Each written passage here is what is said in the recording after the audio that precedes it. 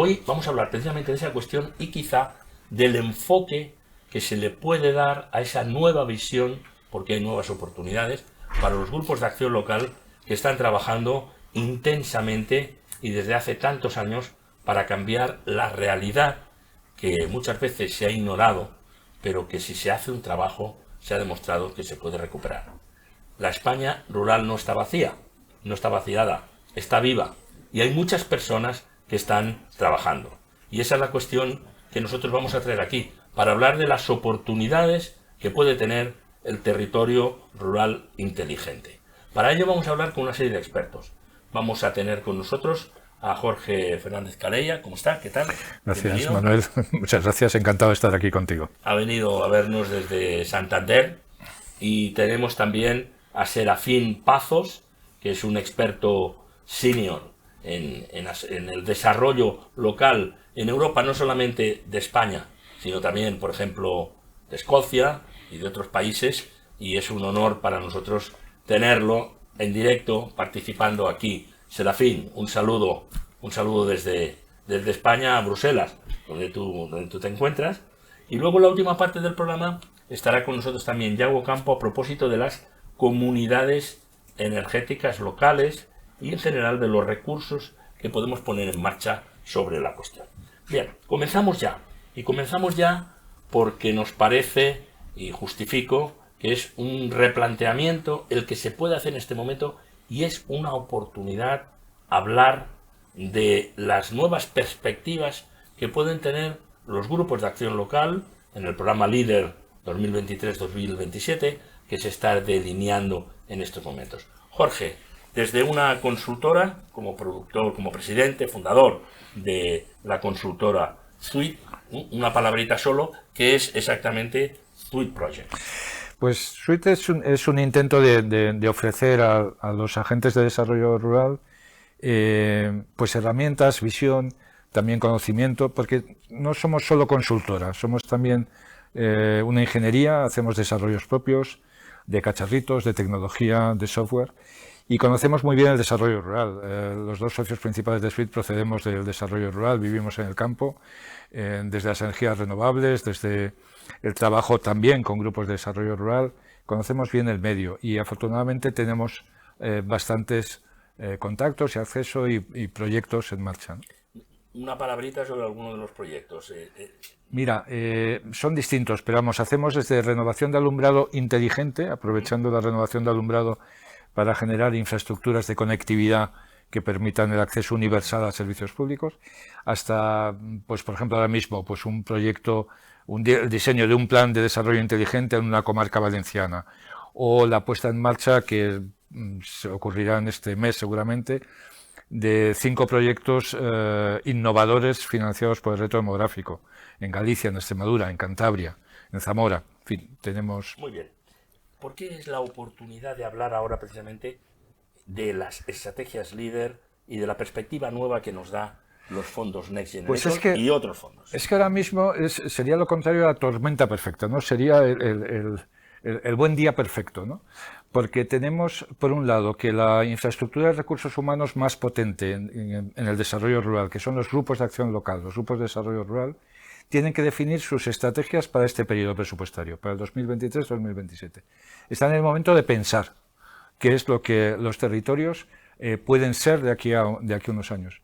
Pero es que además tenemos el plan de recuperación, los fondos europeos Next Generation. Y tenemos también los fondos estructurales europeos de los que hablará Serafín después.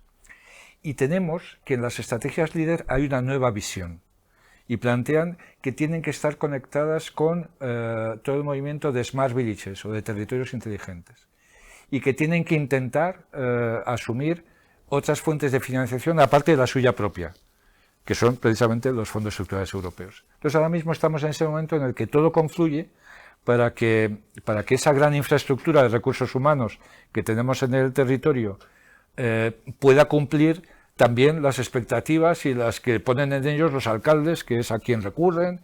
Oye, que ha salido esta subvención, échame una mano. Pero actualmente están restringidos a su programa y ahora mismo es posible que se pueda ampliar el enfoque, la visión, la capacidad de actuación. Un dato. Ha participado Jorge con nosotros en Next Educación en el desarrollo de un diplomado sobre territorio rural inteligente de 20 horas. El que quiera tener acceso puede ponerse en contacto con nosotros y le invitaremos a que participe y que lo vea. Son casi 500 alumnos lo que hay en este momento. Hay una efervescencia, un interés por saber y un convencimiento, Jorge, de que se puede ir a la reivindicación, y las reivindicaciones son justas y todos las defendemos. Pero si no hay formación, si no hay proyectos, como dice Paco Boya, secretario general de Reto Demográfico, solamente se salvarán aquellos pueblos que tengan un proyecto. Y los grupos de acción local son ideales para desarrollar estos proyectos, para ayudar a los ayuntamientos, para que junto con los ayuntamientos y con las diputaciones, que nunca se reconoce el trabajo que hacen, todas no son iguales, ya lo sabemos, ¿no? Y todas quizá no lo hagan con tanta eficacia, pero hay realmente diputaciones que están haciendo, prestando un trabajo y además espectacular. Que, te diría más, o sea, porque hay esa demanda de formación. Mira, la estrategia francesa de Smart Villages, de territorios numéricos, como dicen ellos, habla de 5 claves esenciales para la conversión en una Smart Village. La primera, participación ciudadana, que en esto son maestros, los grupos de desarrollo local lo que saben hacer es participación social, ¿no? Pero la segunda que habla es conocimiento de las posibilidades que ofrece la innovación, las nuevas tecnologías, la digitalización. Y por eso creo yo que tiene tanta demanda el curso, porque realmente no todo el mundo puede saber de todo. Y no todos los técnicos de desarrollo rural tienen por qué ser expertos en digitalización y en nuevas tecnologías. Y ahí es donde quizá nosotros encontramos que tenemos demanda también, porque unimos nuestro papel de consultoría pura y dura con nuestro conocimiento como tecnólogos y como desarrolladores de nuevas tecnologías. Muy bien, vamos a ver las partes. El nuevo escenario que se abre para los grupos de acción local cuando están replanteándose la estrategia líder en estos momentos. ¿Qué nuevas oportunidades existen? Mira, normalmente una estrategia líder una estrategia de desarrollo de cualquier, parte de conocer la identidad del territorio, ¿no? Y entonces esto se hace con herramientas muy conocidas, los análisis DAFO, que, pues que estudian las debilidades del territorio, las amenazas, las debilidades internas, las amenazas externas, pero también las fortalezas internas y las oportunidades externas, ¿no? Los análisis DAFO. Claro, nosotros, y con esto se consigue sacar una foto de dónde estamos, y a partir de ahí podemos construir dónde queremos llegar, ¿no? Pero, claro, la digitalización y el reto demográfico nos obliga a añadir, que es lo que nosotros proponemos también, 2 elementos más de diagnóstico de un territorio. El equilibrio territorial y la capacidad de innovación. El equilibrio territorial nosotros lo medimos como la distancia física, en minutos o en kilómetros, que hay desde los núcleos de población al conjunto de los servicios que hay en una comarca, desde la educación, el médico, los centros comerciales. Pues claro, no es lo mismo estar en la cabecera de comarca que estar en el último núcleo. Por supuesto, por supuesto. Y si no tenemos en cuenta el equilibrio territorial cuando hacemos una propuesta de turismo o una propuesta de comercio local, podemos correr el riesgo de repetir el mismo fenómeno de despoblación. Si volcamos todo donde hay más recursos, que son las cabeceras de comarca, corremos el riesgo de que la distancia en calidad de vida entre los núcleos más alejados y la cabecera de comarca se acentúe en vez de disminuir, ¿no? Eso es muy interesante. Nos lo planteaba Ignacio Urquizo, que es Claro. alcalde de Alcañiz, Sí. en el Bajo Aragón, pero que es un profesor de sociología y de ciencia política muy experimentado, formado en Harvard, por cierto, y en Florencia también. Y él nos decía, mantenemos la población en Alcañiz, pero sobre la despoblación Claro. de los pueblos de alrededor de la comarca, porque la gente quiere estar más cerca del médico, y estamos respondiendo en un ejemplo concreto Claro. a lo que dices, Jorge, o porque quiere estar más cerca del instituto, etcétera. Claro, etcétera. antes era el trabajo el que marcaba, ¿no? Sobre todo en la revolución industrial, marcaba el puesto de trabajo, te marcaba dónde vivías, porque hoy en día, como dice un alcalde del sur de Cantabria, dice, hemos hecho unas carreteras buenísimas para que la gente se vaya, ¿no? Es decir, podemos vivir en la cabecera de comarca y trabajar a 35 o 40 kilómetros, ¿no? Entonces, claro, y eso va a ser difícil de darle una vuelta atrás, ¿no? Sin embargo, las nuevas tecnologías, la digitalización, permite acortar esa distancia. permite, aunque solo sea virtualmente, ¿no? Pero imagínate en la pandemia lo que habría sido tener a las personas mayores de 65 años, que el 50% de ellas viven solas en el medio rural. Imagínate lo que habría sido tenerlas conectadas por vídeo con los trabajadores sociales, ¿no? Los trabajadores sociales los tenemos en los territorios y las personas mayores están. Y la tecnología nos ofrecería tener la posibilidad de tener este tipo de servicios digitales, ¿no? Vamos a las oportunidades concretas que se percibe desde la visión de Jorge o desde la visión de Sweet Project para poder entrar en ese diálogo con los grupos de acción local. Oportunidades. Mira, por supuesto las propias que tienen los fondos FEADER, ¿no? Pero que tienen que ver fundamentalmente con lo que nosotros llamamos promoción de la economía local en dos áreas muy concretas. En lo que es digitalización, innovación aplicada a los sectores más específicos suyos, al sector agroganadero, agroalimentario, ¿no? Y es verdad que los grupos de acción local desde hace tiempo ven necesario trabajar en otras áreas, en turismo, en promoción del comercio local, etcétera, ¿no? Pero es que hay oportunidad también en la otra parte, esa sería la parte de la iniciativa privada, ¿no? Y hay que fomentarla, porque la iniciativa privada en el medio rural no tiene el peso que tiene en el medio urbano, ¿no? Y la iniciativa privada es la que debe generar el desarrollo, ¿no? Entonces, los fondos FEADER trabajan mucho ese tema. Pero el gran inversor en el medio rural es la administración pública. Entonces, la cuestión es, ¿podemos aprovechar las inversiones normales de administración pública normal para, aprovechando la digitalización, generar mejor calidad de vida? Y ahí tenemos los servicios educativos, los sanitarios, la gestión de las infraestructuras municipales de alumbrado, de agua, la producción de energías renovables, de las que hablaremos luego. Y tenemos también actuaciones especiales, y las actuaciones especiales son de las que nos hablará Serafín. Tenemos los fondos estructurales europeos, el Fondo Social, tenemos un montón de herramientas que, porque no actúan directamente en el campo de acción de los grupos de desarrollo rural, muchas veces se dejan sin utilizar, ¿no? Entonces, ahora es el momento de decir, bueno, miremos el territorio en condiciones, con los tres enfoques, y miremos también las oportunidades desde lo más amplio, ¿no? Pues los fondos Next Generation, pero también el programa operativo para los fondos estructurales europeos que tienen el mismo periodo presupuestario y los fondos especiales, transición justa, etcétera, ¿no? ¿Hay algún ejemplo concreto en el que ustedes están trabajando? Porque presentaron muchos proyectos a reto demográfico. Sí, mira... Con éxito, por cierto. Sí, nosotros hemos visto en las adjudicaciones. Sí, ahí podemos decir que hemos tenido un 100% de éxito, afortunadamente. Mira, desde desarrollo rural, partiendo de la promoción cultural, en un pequeño pueblo de Zamora, en San Cebrián, hasta el desarrollo partiendo de la atención a las personas mayores o de la gestión de infraestructuras básicas de un territorio. Pero la cuestión es verlo con una visión integral. Es decir, nosotros pensamos que el desarrollo es un puzzle.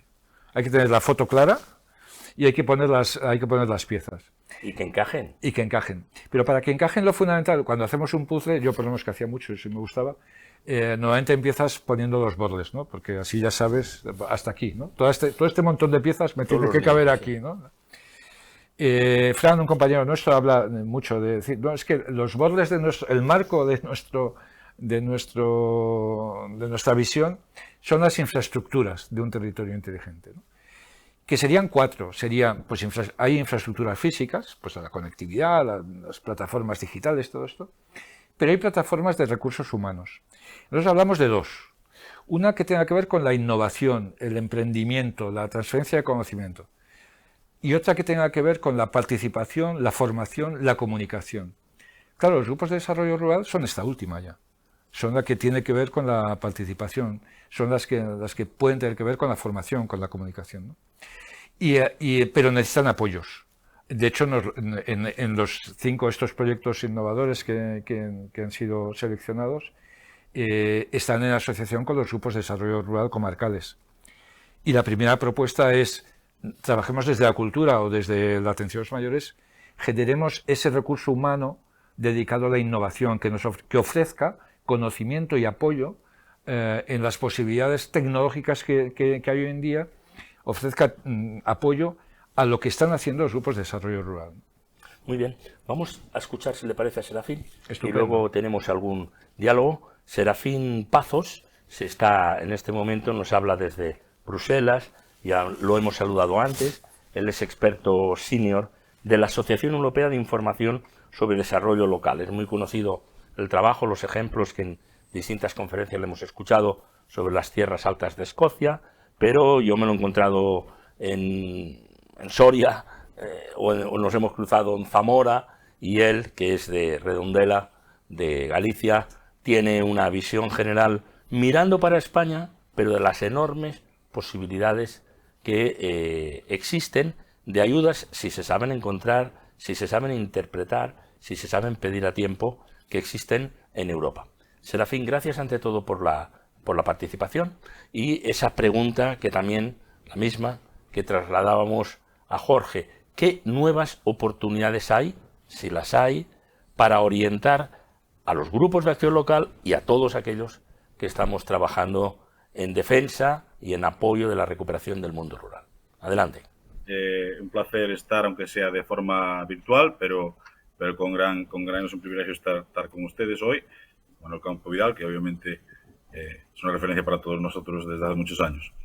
Y les voy a hablar de una perspectiva puramente, no solamente europea, sino intentando aterrizar la cuestión de los fondos europeos, pero al contexto español. Afortunadamente, como algunos sabrán, he hecho bastante trabajo de campo en España, viendo un poco, trabajando con actores locales, con provincias, con comunidades autónomas, y ver un poco la perspectiva de cómo se puede hacer en la práctica. Y eso es importante porque desde Europa, y yo soy también parte del sistema europeo, pues hacemos muchas bonitas ideas, incluso se crean muchos fondos, pero después al aterrizarlos pues empiezan los problemas. Por las inercias que hay en los territorios y tal. Yo creo que también hay que hacer una visión un poco crítica, un poco basarnos en la experiencia. Yo creo que ahí es algo que debemos todos reflexionar. En el caso de los grupos de acción local, tenemos más de 30 años de experiencia y obviamente hay experiencias buenas y no tan experiencias buenas a las que me referiré en un momento. Tenemos que basarnos en eso a la hora de aprovechar este ingente capital de recursos financieros, pero también de buenas prácticas que vienen desde Europa. Por poner el contexto, yo en este momento, pues como ya decía Manuel Campo Vidal, soy un experto en una asociación europea que se dedica al estudio del desarrollo local y al desarrollo de proyectos de desarrollo local a nivel paneuropeo. Ustedes conocerán la Red Europea de Desarrollo Rural, que es el líder a nivel Europa. Parte de eso, de este consorcio, lo estamos nosotros en el secretariado. Y justo hace unos días la Comisión Europea nos ha confiado la gestión de la Oficina para el Pacto Rural Europeo, en el que precisamente vamos a intentar unir todos aquellos actores rurales a nivel de Europa para que puedan intercambiar experiencias, pero también para sacar experiencias que pueden ayudar al mejor diseño de políticas públicas europeas para el mundo rural. No solo fondos europeos, sino servicios públicos, medio ambiente y toda esta cantidad de cosas que vienen de la Unión Europea y que a veces no nos damos cuenta que realmente tienen un origen europeo.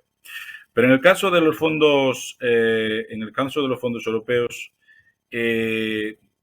solo apuntar, bueno, obviamente que ya llevamos más de 30 años de fondos europeos, es decir, que ahora hablamos mucho del Next Generation como si fuera una novedad. Bueno, sí, es una novedad en la metodología igual, pero no tanto en las cosas en las que se están invirtiendo. Es decir, las convocatorias que se mencionaron antes por Jorge Calella, pues hablan de comunidades eficientes, de digitalización. Bueno, este tipo de cosas ya se pueden hacer con los fondos FEDER, Fondo Europeo de Desarrollo Regional, la misma forma que los grupos de acción local intentan hacer innovación social. Bueno, el Fondo Social Europeo también lleva muchos años haciendo esto. Yo creo que lo que pasa ahora, y para ir un poco al detalle, es la necesidad de optimizar. Yo también les quiero poner, y ahí hay que poner un caso que hay que indicar también poner unas cosas un poco en contexto. Por un lado, tenemos que en Europa, desde Europa vienen muchos recursos. Una cosa que igual no se tiene muy presente es que y estoy hablando con datos que no están actualizados, es decir, que hay más, los datos actualizados serían más positivos, pero a España originalmente se le asignaron 43.000 millones de fondos tradicionales, Fondo Social Europeo, FEDER, Cooperación Territorial, Interreg y el FEAD, el Fondo Europeo de Desarrollo Rural, 43.000 millones. En realidad es más porque estos son datos iniciales, ¿no? Se ha ajustado por la inflación a una cantidad superior. Pero el Next Generation son 55.000. 55.000 de lo básico, ¿no? Si sumamos pues una cosa y otra, pues al final vemos que de fondos europeos tradicionales y Next Generation estamos hablando de cantidades relativamente similares. ¿Cuál es la cuestión? Que se están desarrollando de una forma separada. Primero, por un lado, están las convocatorias de Next Generation, que son fundamentalmente a nivel central por los ministerios, aunque hay un tercio por lo menos que se está mandando a las comunidades autónomas. Y los fondos tradicionales, FEDER, Fondo Social, FEADER, son fundamentalmente autonómicos, es decir, algún componente interregional, como puede ser el nuevo programa interregional de reto demográfico que se ha finalmente acordado hace solo unas semanas, un par de meses. Y digamos que estamos en dos estadios diferentes. Por un lado, Next Generation, 2023 es el último año para programar los fondos, se pueden ejecutar hasta 2026. Los fondos tradicionales, solo hace unas semanas, España acordó con la Unión Europea el marco, se llama el Acuerdo de Asociación, y el Plan Estratégico CAP, donde está el desarrollo rural, que también se ha aprobado aparte. Ya, si ustedes se están perdiendo, no se preocupen porque es lo normal. También quiere decir que hay demasiados instrumentos y hay demasiadas líneas de financiación aprobadas a tiempos diferentes. De hecho, y también es importante resaltarlo aquí, los programas operativos autonómicos del Fondo Europeo de Desarrollo Regional, del Fondo Social Europeo, del FEADER, incluido el LEADER, aún se están redactando en este momento, se están negociando con la Comisión.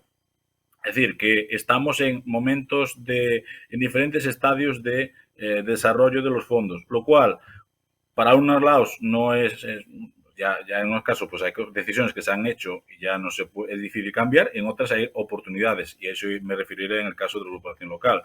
También resaltaré, y hablo simplemente de estudios de la propia Comisión Europea, si uno ve las propuestas de España de Next Generation y las propuestas de Fondo Social Europeo, de FEDER, hay una gran vinculación, es decir, una gran solapamiento.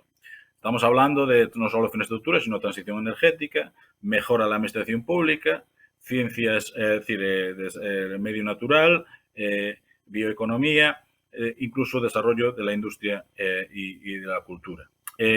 Lo que quiero decir con esto es que realmente tenemos ahora dos grandes conjuntos de fondos de un tamaño relativamente similar. No hablo hay otros elementos de Next Generation, los que no hablaré porque son más para la gran industria y tal, pero los elementos más territoriales del Next Generation y después los fondos estructurales tradicionales pues son de un tamaño similar y tienen actividades elegibles que son relativamente, cuando no idénticas. ¿Qué significa esto para los grupos de acción local? Bueno, oportunidades de obtener financiación de diferentes formas. Y en ese sentido, me gustaría destacar una cosa que ya se acaba un poco en el momento anterior, en la discusión anterior, que es el tamaño eficiente de gestión de las cosas. Hay estudios, la Unión Europea va a sacar en breve un estudio que verán ustedes en el mapa, un mapa de España que nunca habrán visto, que es un mapa de áreas funcionales, y verán que curiosamente la geografía infraprovincial pero supramunicipal de los líderes de los grupos de acción local, coincide mucho con esta definición de área funcional rural europea que a efectos analíticos está desarrollando la Unión Europea para entender dónde están los recursos del territorio, dónde están las necesidades de los territorios. Eso quiere decir que el tamaño del grupo de desarrollo rural del líder es un tamaño relativamente óptimo. Y de hecho, si uno va a los planes de zonificación para la famosa Ley de Despoblación de Castilla-La Mancha, o incluso a la propuesta de servicios integrados de Castilla y León, por poner dos regiones parecidas pero al mismo tiempo también muy diferentes, se está yendo a ese nivel de área óptima para la gestión de servicios, para la planificación de servicios, que es infraprovincial pero supralocal. No necesariamente las comarcas históricas, sino unas que se reflejen más bien cómo se vive la gente, la movilidad que tiene la gente, la disponibilidad de servicios de un colegio, de un servicio bancario. Y curiosamente, o por suerte, el tamaño de los grupos de población local de líder de toda España, pues coincide bastante con esas áreas llamadas áreas funcionales. Ahora bien, los que en la audiencia habrá mucha gente, hay mucha gente involucrada directamente en los líderes, pues muchos habrán oído hablar del polémico informe del Consejo de Cuentas de la Unión Europea de junio pasado, en la que se pregunta directamente si el modelo líder está en crisis. Se habla en ese informe que, bueno, por un lado, la multiplicación de fondos, como ya dijo antes, con diferentes reglas, genera altos costes de gestión y muchas veces esto ocupa tanto la actividad de la agrupación local que los resultados son poco tangibles. Después, la innovación, que era un foco inicial del líder, pues absorbido en la propia gestión, pues a veces no es tanto la prioridad. Cuestiones de representatividad, cuestiones de vinculación con otros actores que están en el territorio como aparte de la agrupación local, hay otros actores en el territorio, bueno, pues a veces no hay suficiente coordinación o colaboración entre ellos. Y pues también, pues en España lo sabemos también, bueno, la dimensión política que muchas veces tiene influencias indeseadas en lo que es la gestión óptima de los recursos y la asignación de los recursos. No es nada nuevo. Dicho esto también se decía del líder, un informe también muy polémico en su momento, hace 10 años, del Consejo de Cuentas de la Unión Europea, y que son problemas que están ahí. Entonces, ahora tenemos la oportunidad de también aprender de eso y aprovechar las posibilidades que tenemos. Y ya voy concluyendo con eso. Es decir, potencial del líder en España. Una enorme capital de experiencia. Estamos hablando de 30 años de experiencia de gente de gestores. Yo he conocido muchos que tienen muchos años y tienen también la experiencia de lo que ha funcionado y lo que no ha funcionado, lo que es realmente posible, de lo ideal que te viene de Europa y lo que tú puedes gestionar pues en el marco jurídico y administrativo español. Después, el capital asociativo, tanto la Red Española de Desarrollo Rural como las asociaciones líderes de cada comunidad autónoma ya existen. Existe todo un marco de relaciones que se puede aprovechar para crear un impacto mayor. De hecho, en algunos casos podemos decir que son incluso actores influyentes en la esfera pública en su campo de actividad. Entonces, existe un gran potencial para coproducir entre grupos de desarrollo local. No debemos pensar hacer estrategias solo a nivel de un territorio. Lo que hay que hacer es intentar compartir. Una, porque permite la replicabilidad y la escalabilidad. Dos, porque te hace más atractivo a la hora de una consejería diseñar un programa para no solo una agrupación local concreta, sino un conjunto de ellos. También te permite compartir recursos, por ejemplo, de gestión financiera. Y te permite también colaborar mejor con otras instituciones, como el caso de, por ejemplo, provincias o la comunidad autónoma.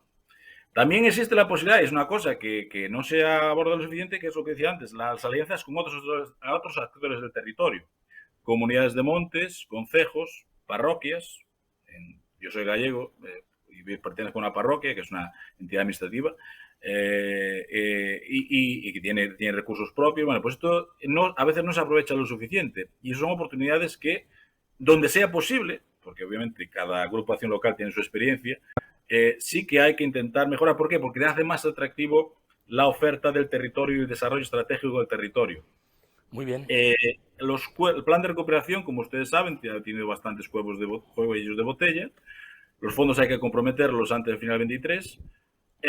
Aún así, hay que decir que mucho de lo que aparece como comprometido simplemente es una transferencia, por ejemplo, de Next Generation a las comunidades autónomas. No se ha ejecutado aún. Los programas operativos de los fondos tradicionales aún no están finalizados. Por lo tanto, tenemos un exceso de fondos y lo que pasa muchas veces, si uno está en una consejería autonómica, es que las propuestas a veces son muy locales o muy insuficientes. Por tanto, podemos hacer el líder, como ese capital social que tiene, pues un elemento aglutinador, digamos, que en este momento no se está aprovechando. Habló antes Manuel Campo Vidal de eso, del trabajo de las diputaciones. Algunos de ustedes sabrán que varias diputaciones, 20 y tantas de ellas hace un año, se juntaron precisamente para hacer un trabajo similar de identificación de proyectos que se podían hacer en las provincias, pero de una forma replicable y escalable, para transferir proyectos que ya existen con éxito en una provincia y poder replicarlo en otra. Por ejemplo, contratación pública que se hace, creo, en la provincia de Cuenca, que resulta que es perfectamente replicable a otras provincias y a coste muy básico. Después, proyectos de servicios básicos, tanto de servicios de servicios como la recogida, la digitalización, incluso la digitalización, cosas como la digitalización de la recogida de residuos, es decir, cosas que han salido en este trabajo que se hizo con las diputaciones por el efecto aglutinador de las propuestas que se presentaron a los proyectos del Next Generation.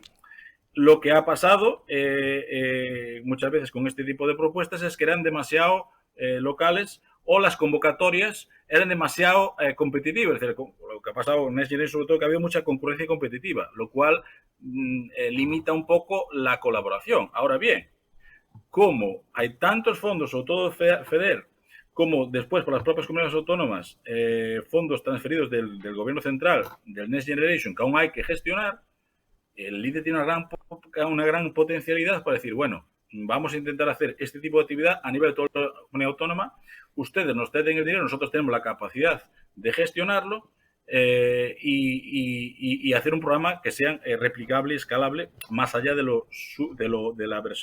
la dimensión más local del Grupo de Desarrollo Local.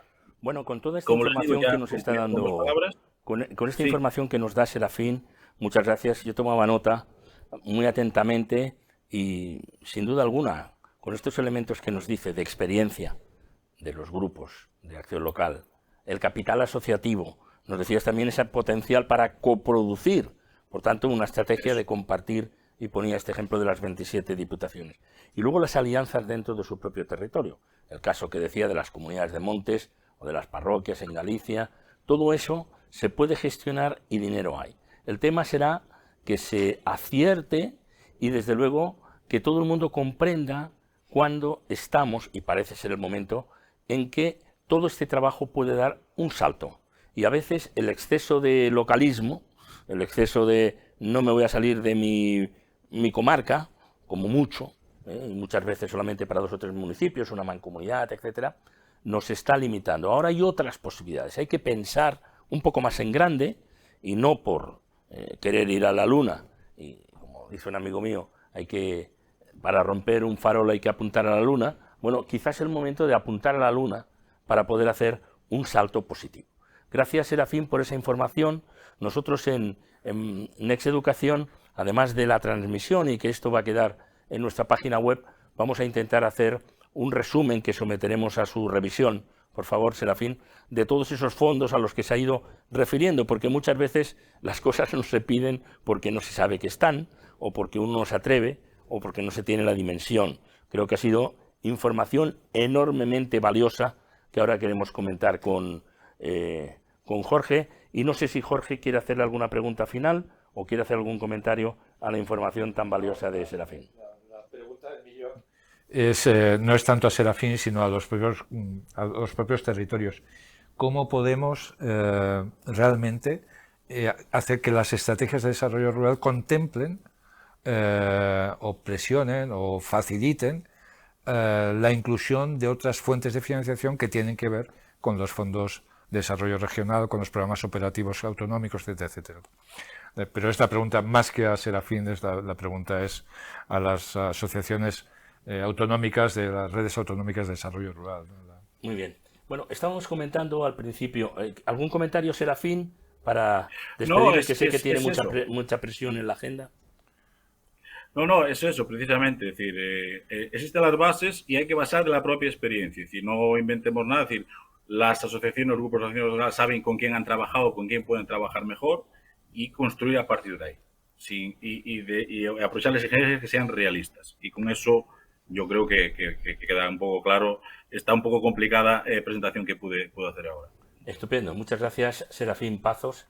En distintos momentos hemos hecho referencia a que para entender que un territorio es inteligente hay que ver los bordes del puzzle, que estaba diciendo antes Jorge.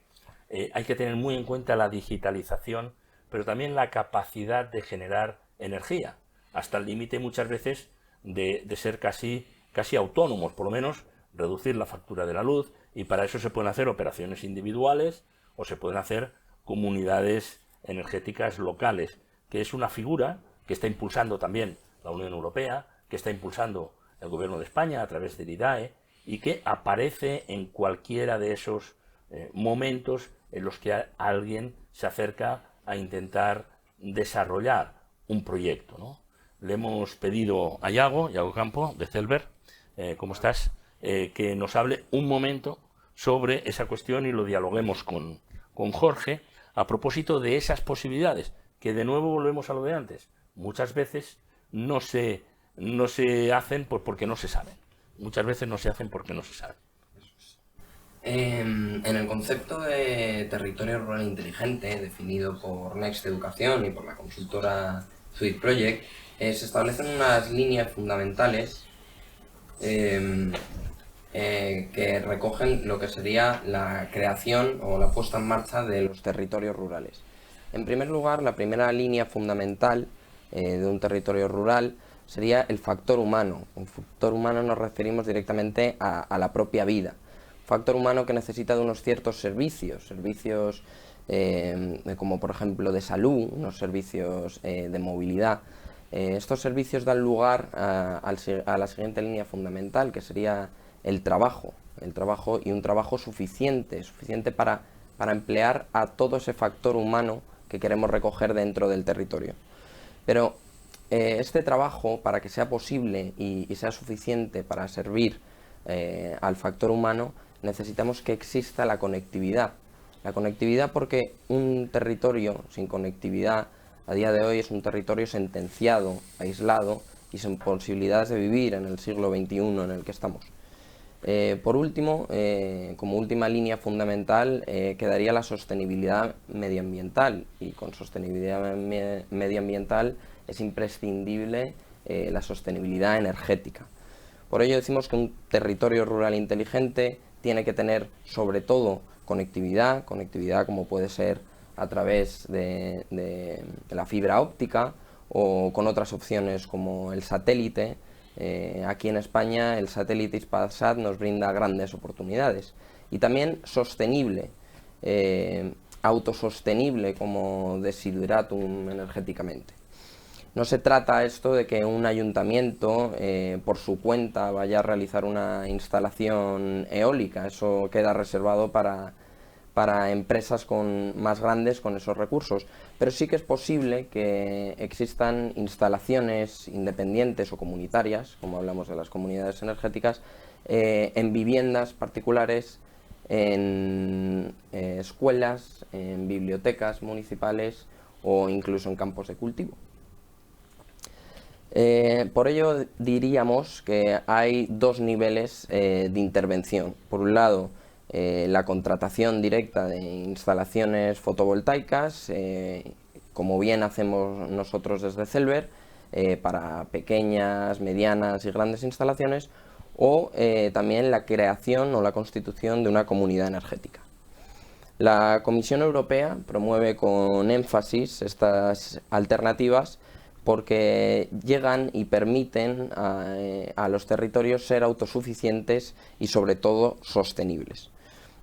También hay que darle un papel muy importante porque ha sido protagonista el desarrollo tecnológico, ya que en los últimos años esta energía solar ha pasado a ser un 80% más barata, lo que posibilita mucho la entrada de estas alternativas energéticas. Cabe mencionar también que tenemos una gran oportunidad en la península ibérica con las condiciones de sol que tenemos y de viento, aunque esto no vamos a entrar tanto ahí en este foro, pero lo importante de estas instalaciones es que se hagan de manera correcta. Que se hagan de manera correcta nos referimos a que sea personalizado, adaptado al territorio en el que estamos trabajando, intentando que vuelva a ser inteligente. Y con esto buscamos entonces una pauta de consumo. La pauta de consumo es directamente una educación a los propios usuarios que consumen esta energía y que la producen en sus propias casas o en su propio pueblo, y que esta pauta de consumo tenga recomendaciones certeras, recomendaciones para buscar plasmar ese consumo que se da en las instalaciones y solaparlo con los máximos puntos de producción de nuestra instalación. Eso, perdón, llevado a un territorio familiar, sería: no me ponga usted la lavadora de noche, que es lo que se decía, digo yo, no me ponga todo aquello que tenga un motor de consumo, porque usted no está produciendo en ese momento energía, por tanto la tiene que absorber de la red y la tiene que pagar. O sea, aquí parece que hemos pasado de pongo la lavadora por la noche, que ya hasta hacían chistes sobre la cuestión, a ponga la lavadora por la mañana al mediodía, déjela programada en el momento de máximo sol. Pero eso es la pauta de consumo. Eso es la pauta de consumo. Te robo el ejemplo de la lavadora y te lo intercambio por el coche eléctrico, por ejemplo, que mucha gente lo utiliza y lo pone a cargar por la noche cuando realmente su instalación fotovoltaica no está produciendo. Entonces no está maximizando y siendo eficiente energéticamente con su instalación. Bueno, como te comentaba, y a ti también, Jorge, las comunidades energéticas sabemos que es una gran oportunidad de transición energética y ahora lo es más gracias a las ayudas que brinda la Unión Europea y que canaliza a través del IDAE, en nuestro caso en España. El IDAE es el Instituto para la Diversificación y Ahorro de la Energía, y gracias a esas ayudas podemos rentabilizar mucho antes la instalación fotovoltaica. El IDAE, para los que no lo sepan, crea varias convocatorias anualmente que lo que hacen es dar la oportunidad a los ciudadanos y a las empresas para que opten por recibir esa subvención por sus proyectos energéticos. Para aterrizar las ayudas del IDAE y las ayudas que genera la Unión Europea, hace falta la ayuda de todos. Cuando hablamos de la ayuda de todos, hablamos tanto de la Unión Europea para promover estas ayudas, tanto el IDAE para canalizarlas a cada territorio en España, tanto de los grupos de acción local que tienen que ayudar a que esta opción se conozca, que la gente intente tomar esta alternativa y que los ayuntamientos puedan hacer la puesta en marcha, y además de empresas exteriores como Sweet Project, que hace una consultoría y adapta, personaliza lo que es la instalación fotovoltaica a las necesidades reales de cada territorio. Otra ventaja que tienen estas comunidades energéticas es que en un radio de 1 kilómetro sobre el punto de instalación se pueden unir diferentes usuarios, ya sean pequeñas empresas, pymes, ya sean mismos ciudadanos, ya sean otras instituciones del propio ayuntamiento, y lo que buscaríamos en este caso, lo que consideraríamos ideal, sería instalar en los tejados públicos. Lo que está pasando primero era un radio de 500 metros. Después se ha dicho de 1 kilómetro, incluso de 2 kilómetros. Sí, ya está autorizado. Ya está en los 2 kilómetros. Con lo cual, realmente esa posibilidad de asociación es realmente muy importante, porque viene a ser, si interpreto, como una especie de cooperativa sin ánimo de lucro, pero que en todo caso está ayudando a todo el mundo que quiera conectarse. Y en este sentido, me decía una alcaldesa, bueno, yo lo único que quiero es que no se me quede ningún vecino con la posibilidad de apuntarse. Pero ¿qué pasa? Me decía, si luego un vecino de estos que dice, no, yo no me apunto, pero luego se quiere incorporar. No sé si luego hay que recalcular las cosas o no, pero en todo caso la oportunidad está ahí, la oportunidad hay que aprovecharla, como todo lo que estamos hablando en este foro Next Educación, que son oportunidades. Adelante, Jorge. Sí, además, hombre, yo creo que precisamente es oportuno hablar de las comunidades energéticas locales por varios motivos. Primero, porque supone participar del cambio de modelo energético, que al final es lo que se persigue, ¿no? Pero participar de una forma muy fácil, porque no exige una inversión privada, sino es simplemente los ayuntamientos o incluso empresas privadas ponen a disposición los tejados y todos aquellos usuarios que estén a un máximo de 2 kilómetros pueden participar, ¿no? Sin poner un duro, generando un ahorro que se estima entre el 20 y el 30% en la factura mensual, y pagando una pequeña cuota de mantenimiento y tal, ¿no? La forma pues puede ser cooperativa, puede ser asociación, hay varias fórmulas, Pero lo importante es que estás generando también una estructura participativa. Entonces tenemos los grupos de acción local especialistas en los procesos de participación y tenemos una estructura participativa de generación energética. Bueno, casar las dos cosas yo creo que es clave para un nuevo desarrollo inteligente del territorio, ¿no? Y cuando me gusta que hablaras de territorios inteligentes, porque realmente lo más inteligente es utilizar los recursos que hay para el desarrollo, ¿no? Y la energía es un gran recurso. Bueno, de hecho la Unión Europea ya hace esa advertencia, que los territorios se desarrollen en aquello que son fuertes. Así que en Ourense, como hay una riqueza termal muy importante, ya sé claro, que hay 9 balnearios, pero a lo mejor podría haber más, ¿no? O en otro territorio, pues es muy importante por el asunto del turismo rural, no necesariamente del turismo de salud. Y luego hay otra cosa que has dicho que me parece interesante también, que es lo de la pauta de consumo exige formación, ¿no? Y es que realmente, claro, aquí tenemos muchas cosas. Nosotros cuando hablamos, por ejemplo, del tema de la videoasistencia que hablábamos antes, ¿no? Yo, mira, vamos a ver, es que en cuanto pongamos un tablet en el domicilio de una persona mayor que esté sola, eso ya genera que alguien lo instale, que alguien lo mantenga, que alguien dé formación, que alguien esté a otro, o sea, genera dinamismo. Bueno, pues exactamente igual nos pasa con las energías renovables. El hecho de instalar, de proponer la formación de una comunidad energética local, supone dinamizar el territorio, supone que alguien tiene que instalar, que puede ser del territorio, alguien tiene que mantener. Y es bueno dar trabajo que puede a ser los que sepan en la comarca, del ¿no? Es lo que hacéis vosotros. Sí, y sobre todo porque esa instalación va a requerir un mantenimiento. Entonces, ese mantenimiento, si lo da una persona del territorio, mejor para la instalación. Y además, ese mantenimiento dado por una persona del territorio es una oportunidad de recualificación profesional. Porque ¿quién va a hacer eso? Pues con el chispas de toda la vida, ¿no? El electricista de... El lampista. Pero el electricista... Históricamente era el herrero, que el que sabía de tecnología. Pues sí, pero al final... al Canal Plus después el herrero, no solo erraba las caballerías. Claro, al final el electricista local, aparte de ser instalador, puede ser mantenedor. Y tendrá que aprender un poquito de tecnología añadida, de electrónica, de software, un poquito, lo suficiente para actualizarse, ¿no? Ahora, ¿quién es el encargado de eso? Obviamente hay las empresas que vais a hacer instalaciones, ¿no?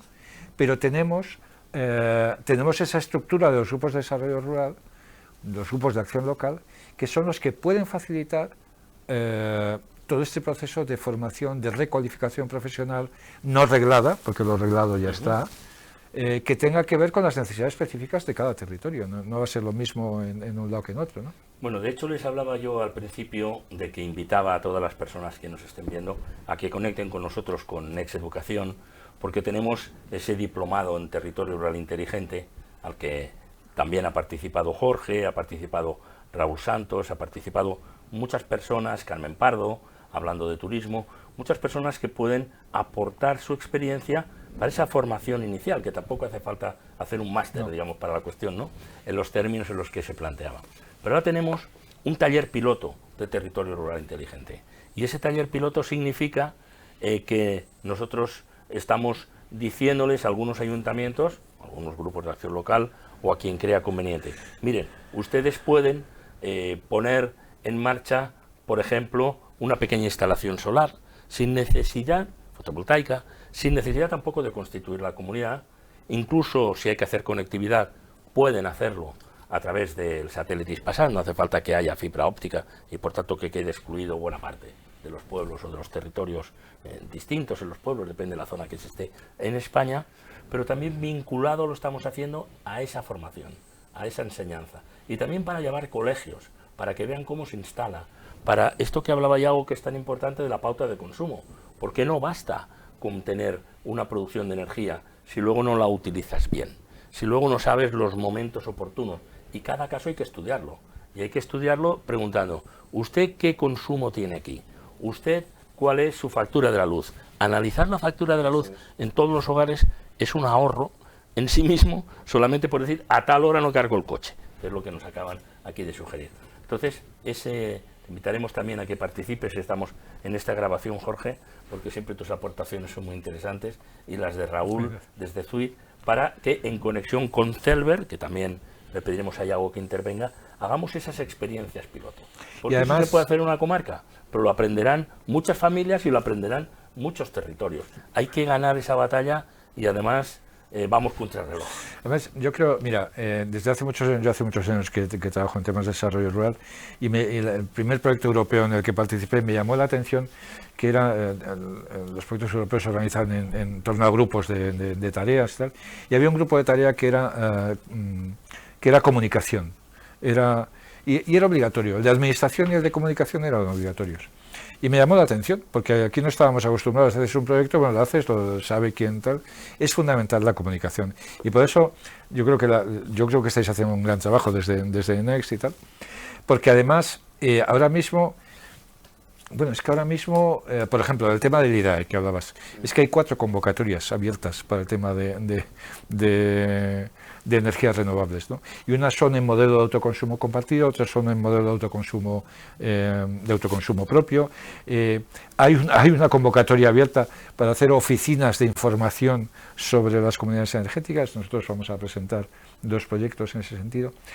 Y todo ello encaja precisamente con el papel de un grupo de desarrollo local. Ahora, volviendo a lo que decía, de lo que dicen los franceses sobre las Smart Cities, el tema es conocer. O sea, lo que no se conoce no existe, como diría Raúl, que bien sabes. Y lo más difícil es saber lo que hay. Sobre todo si tú en el día a día estás a lo que estás.